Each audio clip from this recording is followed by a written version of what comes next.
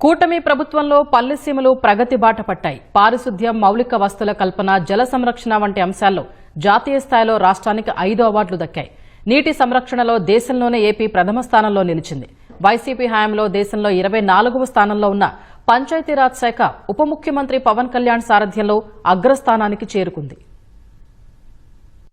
పల్లె పాలనలో ఆంధ్రప్రదేశ్ ప్రత్యేకత చాటుకుంది. పంచాయతీరాజ్, గ్రామీణాభివృద్ది శాఖ వరుసగా 2వ ఏడాది జాతీయ స్థాయిలో అత్యధిక పురస్కారాలు అందుకుంది. గ్రామాల్లో పాలన, పథకాలు, సౌకర్యాల కల్పనకు సంబంధించి కేంద్రం ఏటా దీనదయాళ్ ఉపాధ్యాయ పంచాయత్ సతత్ వికాస్ జాతీయ పురస్కారాలు ఇస్తోంది. వీటిలో మన రాష్ట్రం నుంచి 5 పంచాయతీలు జాతీయ స్థాయి అవార్డులు దక్కించుకున్నాయి. మహిళలకు స్నేహపూర్వక వాతావరణం గల పంచాయతీగా తిరుపతి జిల్లా బొక్కసంపాలెం, సుపరిపాలనలో విశాఖ జిల్లా శృంగవరం గ్రామ పంచాయతీలు జాతీయ స్థాయిలో ప్రథమ స్థానంలో నిలిచాయి. కడప జిల్లా చెమ్ముళ్లపల్లి గ్రామ స్థాయిలో పేదరిక నిర్మూలన, మెరుగైన జీవనోపాధి అంశాల్లో జాతీయ స్థాయిలో 2వ స్థానం దక్కించుకుంది. మౌలిక సదుపాయాల కల్పన, స్వయం సమృద్దిలో ప్రకాశం జిల్లా గుండమల గ్రామ పంచాయతీ 3వ స్థానంలో నిలిచింది. చిత్తూరు జిల్లా కుప్పం మండలం జాతీయ స్థాయిలో 3వ అత్యుత్తమ మండలంగా ఎంపికైంది. పంచాయతీరాజ్, గ్రామీణాభివృద్ది,